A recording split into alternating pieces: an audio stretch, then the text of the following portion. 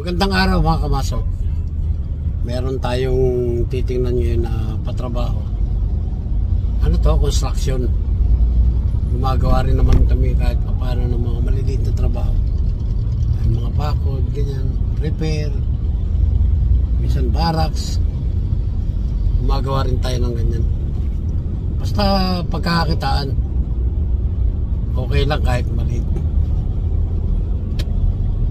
Sa mga ibang nakakapanood ng aking video, pwede po kayong mag-inquire. I-ano nyo lang po sa mag-message lang po kayo sa akin. I-entertain namin po kahit maliit na trabaho. Sa Facebook page ko, kaya sa YouTube, pwede po kayo mag-message sa akin. At free naman ang estimate. Pwede nyo pa tingnan kung kaya ng budget nyo, titrabahoin natin. Kahit po construction ng bahay, gumagawa rin po tayo. Sa panahon kasi ngayon, talagang kahit anong skill na meron tayo, kukunin natin ang trabaho. Sa hirap ng kontrata ngayon. Kahit mga subcon ng mga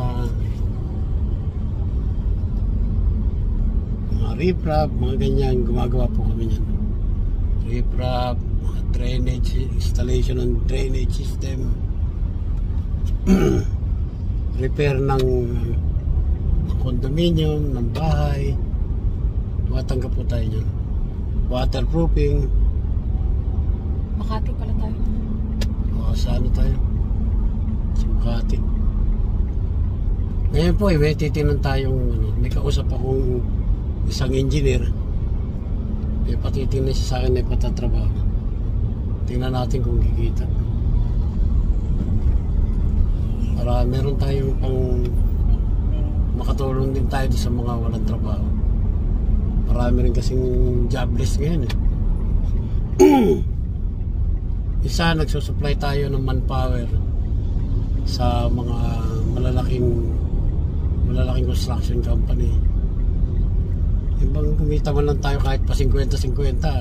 Kung makakasupply ka ng 10 tao, 20 tao, yung 50 pesos na yun pag pinagsama-sama, napakalaki.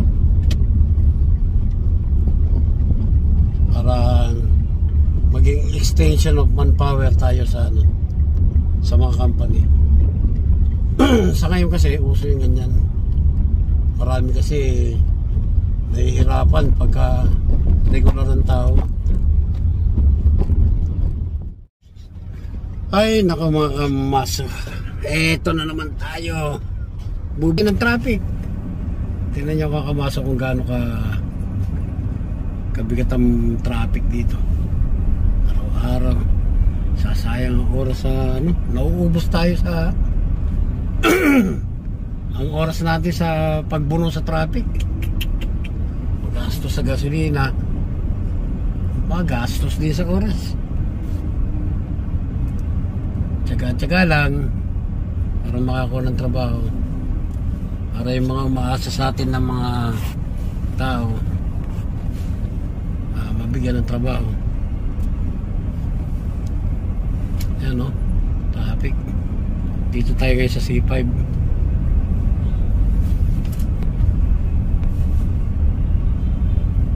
Ganyan ang araw-araw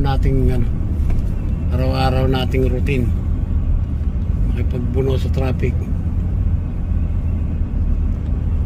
Pagdating ng gabi, magko-compute ng mga in-estimate. Nag-aantay na kung alin yung mga pumasa na estimate natin. Pati sa taso, punong-puno yung tulay.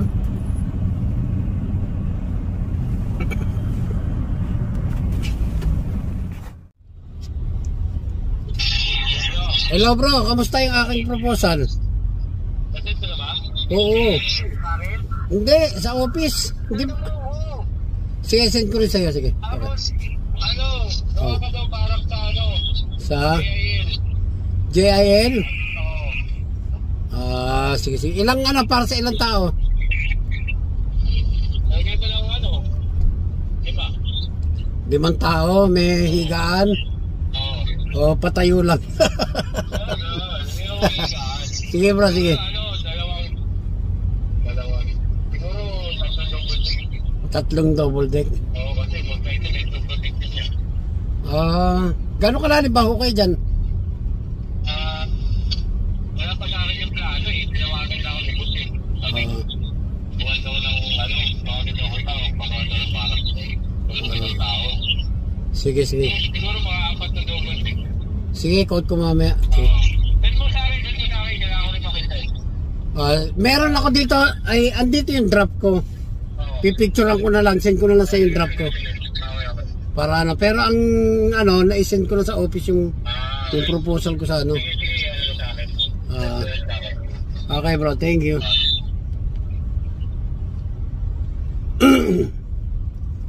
Isa sa mga kliyente natin yung mga kamaso. Meron daw gagawin na barak sa isang project dyan sa may bandang Caloocan.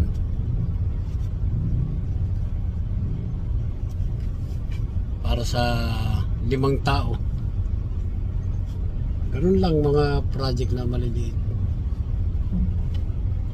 Pag pinagsama-sama mo yung maliliit na yan, kumita ka ng 3,000 rito, 2,000 ron, kumita ka ng 4,000. Pag pinagsama-sama mo, meron ka rin 10,000.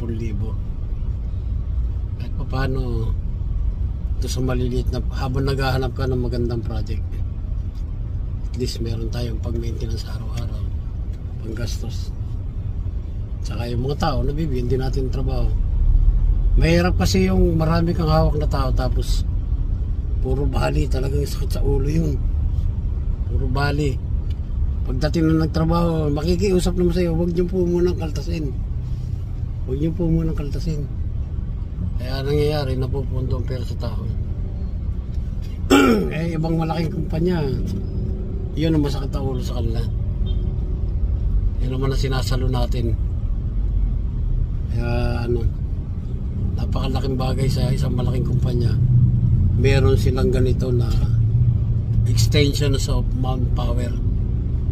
Wala sa kanila yung responsibilidad para sa benefits ng mga tao. Sa bagay, yung mga tao naman kasi, yung kagaya niya, mga ano lang, mga contractual na ano. Sa akin naman, pag binigyan ko sila ng kontrata, yung kikita sila. Kaya laging nakaabang sa'yo. Kasi pag binigyan mo rin sila ng magkano lang na arawan, ako, pahirapan sila kuhanin. Pero pag maganda ka magbayad sa tao, maya tumatawag, boss, may trabaho na ba tayo dyan, boss?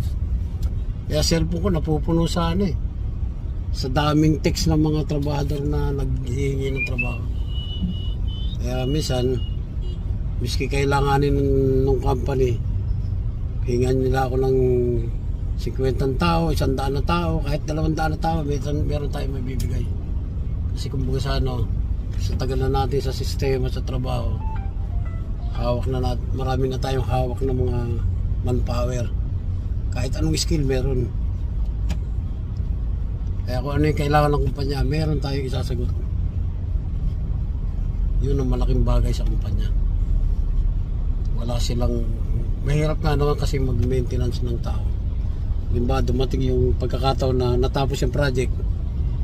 Sa construction, ganyan ang ano eh, problema. Natapos yung project, kung regular yung tao, obligado ka ibigay yung benefits. Eh kung tutusin, yung income mo, wala ka ng income dahil walang trabaho. Doon masakit ang mga ulo ng malalaking kumpanya. Kung gaano kalaki yung pag nangungontrata ka, hindi naman nakakasama yung sa overhead. Pagka malaki kumpanya mo, ang dami mong pinapasahod. Siyempre, yung management mo, tapos yung mga engineer mo, tapos bukod doon yung mga gastos sa mga service. Pag dumagdag yung maraming tao na ganyan, siyempre construction, kailangan mo mga 100 tao. Pagtapos ng project, wala nang kita, wala nang pagkukunan. Eh kung regular yon, mahirapan. Kaya magsasara ang kumpanya. Minsan yun ang hindi naiintindihan ng ibang ano eh. talagang nagwe-welga pa sila. Pero hindi nila alam na hindi talaga kaya ng kumpanya yung ganun. Maliban na lang kung ang project mo hindi nalalagot. Natatapos tong isa, may pumapasok na bago.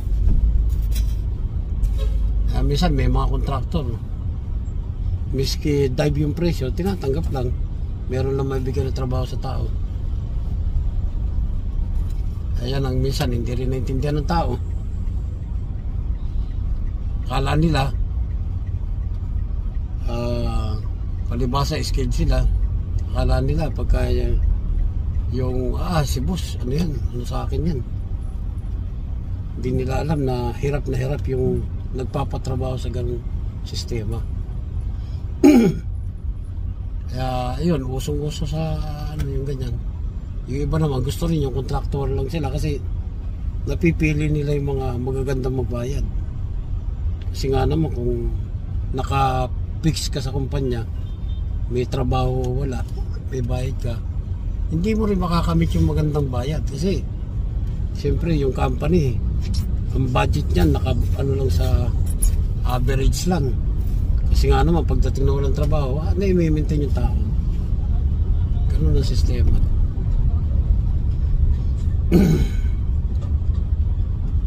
Binablog ko to para maintindihan din ng mga tao na minsan binabanatan tayo ng ibang papetiks na trabaho. Kaya minsan ayoko nung arawan ng trabaho Yung patatrabahoin mo, sahuran mo ng halimbawa isa kang kumpanya na ang pasahod mo lang sa tao 500. Babanatan ka naman ng trabahong 250, ng trabahong 250. Di lugi ka pa rin. Oo nga, present may tao ka, pero yung tao mo palaboy-laboy lang. Pero kumuha ka ng isang skill na pwede mong bayaran ng 1,000 o bayaran mo ng 800 o bayaran mo ng 700. Ang trabaho niya para sa halagang 2,000.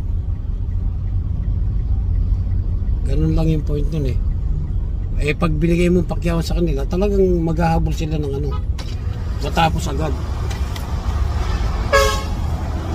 Makikita mo ngayon ang resulta ng trabaho mo. Pati yung kliyente mo matutuwa sa'yo kasi matapos mo agad yung trabaho.